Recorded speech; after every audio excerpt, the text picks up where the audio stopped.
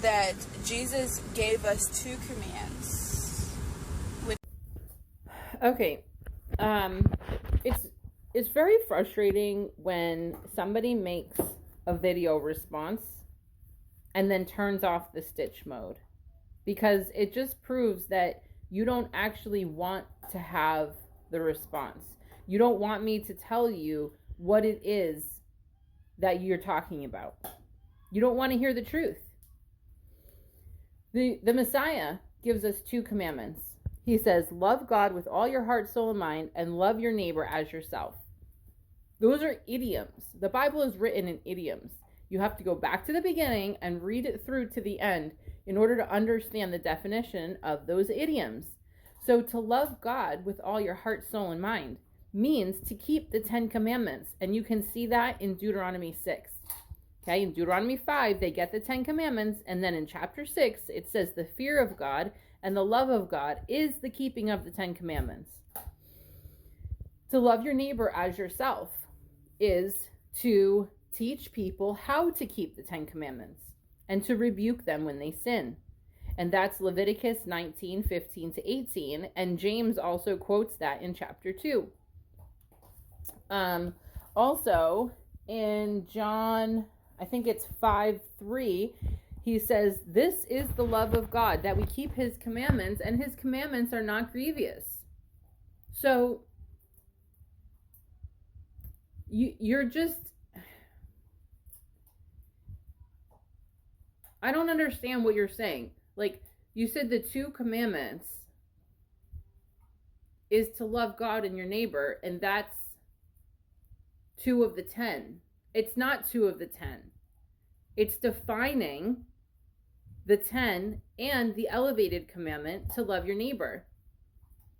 Because in Isaiah 42:21, he tells us that Yeshua, the Messiah's true name, is going to magnify the law and make it honorable. He magnified this law to love your neighbor as yourself.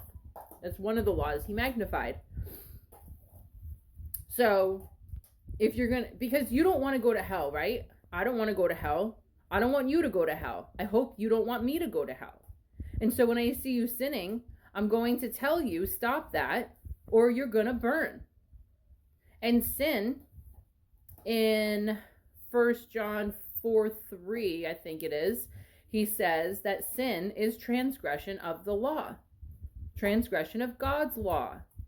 So if you break God's law, which is the 10 commandments, then you are a sinner.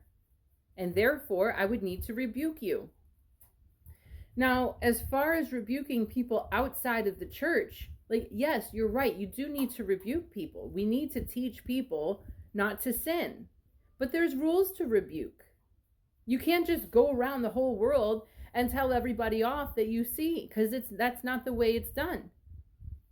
And you mentioned 1 Corinthians 5. Paul tells us to rebuke. Yes, in that chapter, he specifically says to rebuke within, to not go without.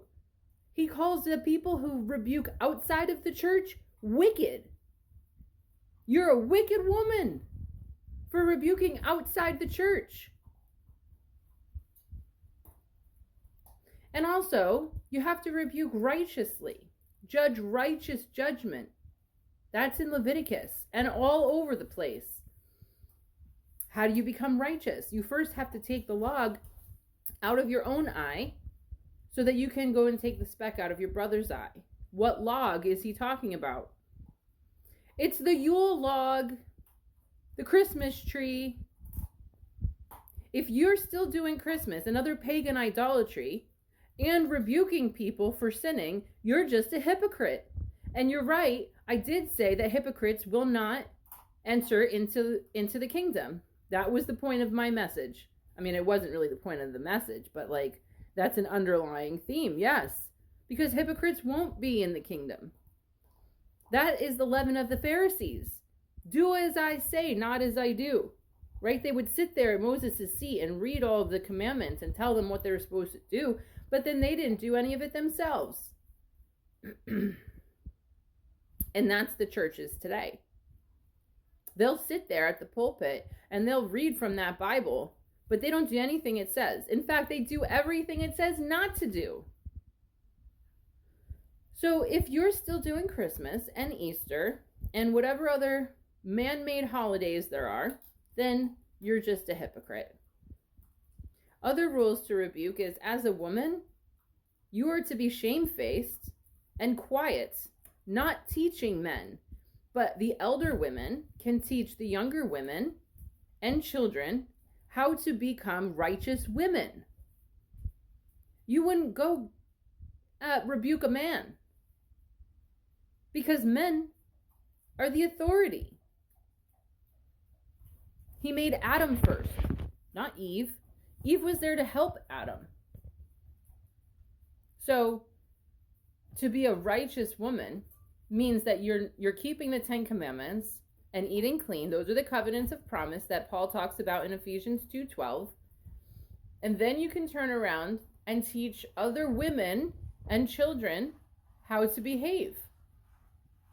You have no right telling a man what to do or when he's wrong. You also have no right to tell people outside of the church what to do and when they're wrong, because heathen are going to be heathen. God doesn't expect the heathens to behave the way he wants people to behave, because they're heathens. But if you profess to follow the God of the Bible, if you profess to be a believer of the Messiah, then you better do what that Bible says. Otherwise, he is going to shame you.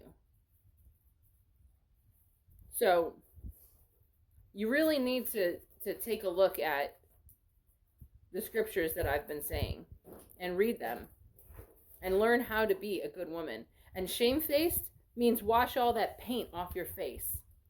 Stop puckering your lips. It's disgusting, Jezebel. Go read about her too.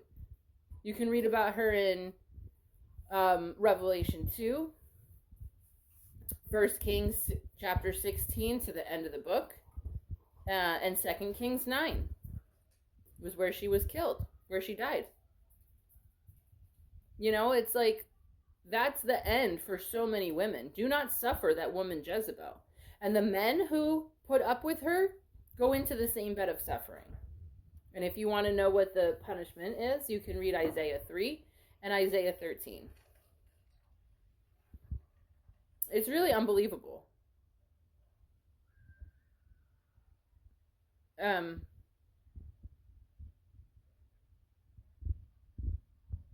I guess that's it. I don't have anything else to say to you. You need to repent.